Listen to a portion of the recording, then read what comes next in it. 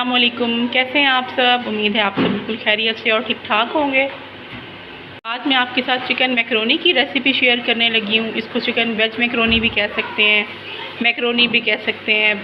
میں آپ سے شیئر کروں گی اپنے کچن کی ریسیپی جو میں اپنے گھر میں بناتی ہوں۔ اس کے لیے مجھے چاہیے ایک بڑا فلے چکن کا، 2 چکن کیوبس، ایک ٹیبل سپون بھر کے ہمیں چاہیے کالی مرچ، 1 ٹی اسپون ہمیں چاہیے نمک، 1 ٹیبل سپون ہمیں چاہیے چکن پاؤڈر، 2 میکرونی کے پیکٹ لے لیں آپ، 1 ٹی اسپون ہمیں لہسن کا پیسٹ چاہیے، سرکہ، soya sauce, chilli sauce, barbecue sauce چاہیے، چلی گارلک سوس چاہیے، اور یہ چاہیے ہمیں سبزیاں۔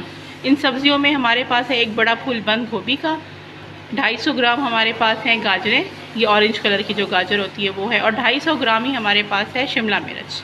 تو آئیے شروع کرتے ہیں ہم اس کو پکانا۔ سب سے پہلے ہم بوائل پانی میں میکرونی شامل کریں گے نمک کے ساتھ۔ بسم اللہ الرحمن الرحیم۔ اس کے اندر ڈالتے ہیں ہم 2 پیکٹ میکرونی کے،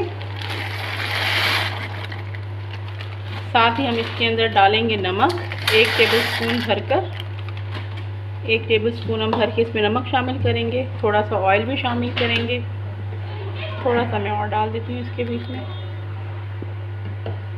یہ آئل شامل کرتے ہیں اس کے بیچ میں۔ اس کو ہم ابلنے دیں گے تاکہ ہماری میکرونی اچھی سے گل جائے۔ میکرونی ابلنا شروع ہو چکی ہے، اس کو ہم 7 سے 8 منٹ تک کے لیے بوائل کریں گے جب تک یہ نرم ہو جائے۔ میکرونی ابل گئی ہے اچھے طریقے سے، یہ دیکھیں آپ، اس کو اچھے طریقے سے ابل کر نرم ہو چکی ہے۔ میں اس کا چولہا بند کر دوں گی اور اس کو ہم چھان لیں گے، اور اس کے اوپر ٹھنڈا ٹھنڈا پانی بہائیں گے تاکہ یہ آپس میں چپکے نہیں۔ میکرونی میں نے ابال کر چھان لی ہے، اس کے اوپر ٹھنڈا پانی میں نے بہایا ہے۔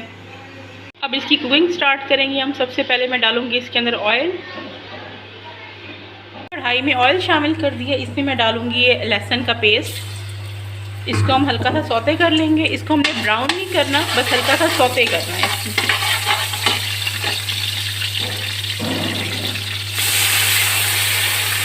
اس کو اچھے سے ہم بھون لیتے ہیں، اس کی کچی سی اسمیل ختم ہو جائے۔ یہ دیکھیے، بس اس کی ہلکی سی اسمیل جیسے ہی ختم ہوگی میں اس کے اندر چکن شامل کر دوں گی۔ اس کی کچی اسمیل ختم ہو چکی ہے، میں اس کے اندر ڈالنے لگی ہوں چکن کا قیمہ۔ یہ دیکھیں، یہ چکن کا قیمہ شامل کیا ہم نے۔ اس کو اچھے سے اب ہم مکس کریں گے اس کے ساتھ۔ چکن وائٹ ہو چکی ہے اور اس کا پانی آہستہ آہستہ خشک ہو رہا ہے۔ اس کا ہم پانی اچھے طریقے سے خشک کر لیں گے۔ اس کے بیچ میں ابھی میں نے کوئی مسالے شامل نہیں کیے۔ چکن کا قیمہ جو ہے وہ اچھی طریقے سے بھن چکا ہے۔ میں اس کے بیچ میں شامل کرنے لگی ہوں سبزیاں۔ ان کو اچھے طریقے سے مکس کریں گے تاکہ ہماری سبزیاں اچھی طریقے سے تلی جائیں۔ سبزیاں اچھے سے فرائی ہو چکی ہیں، ان کا رنگ بھی خراب نہیں ہوا۔ اب میں اس کے بیچ میں ڈالوں گی یہ سب چیزیں۔ اگر آپ سمجھتے ہیں کہ اس کے اندر سبزیاں بہت زیادہ ہیں تو آپ کوانٹٹی آدھی کر سکتے ہیں۔ میرے بچے چونکہ بہت شوق سے سبزیاں کھاتے ہیں تو میں اس میں زیادہ سبزیاں ڈالتی ہوں۔ اس میں ہم ڈالیں گے آدھے کپ سے تھوڑا سا کم سویا سوس،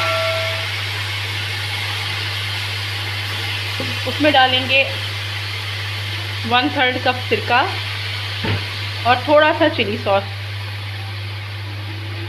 ساتھ میں ہم ڈالیں گے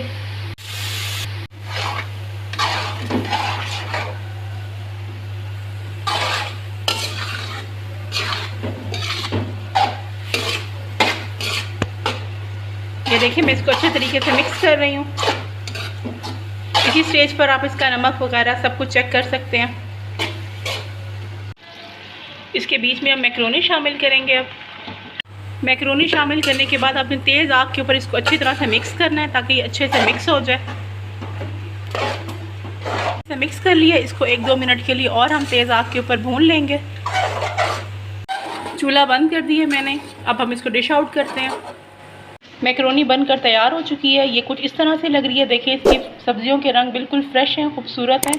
آپ بھی اسی ریسیپی کو فالو کیجئے گا، اسی طرح سے یہ بنائیے گا، انشاءاللہ آپ کی بہت اچھی تیار ہوگی۔ میں اپنے گھر میں اسی طریقے سے بناتی ہوں، اسی طرح سے آپ کے پاس ریسیپیز لے کر آتی رہوں گی۔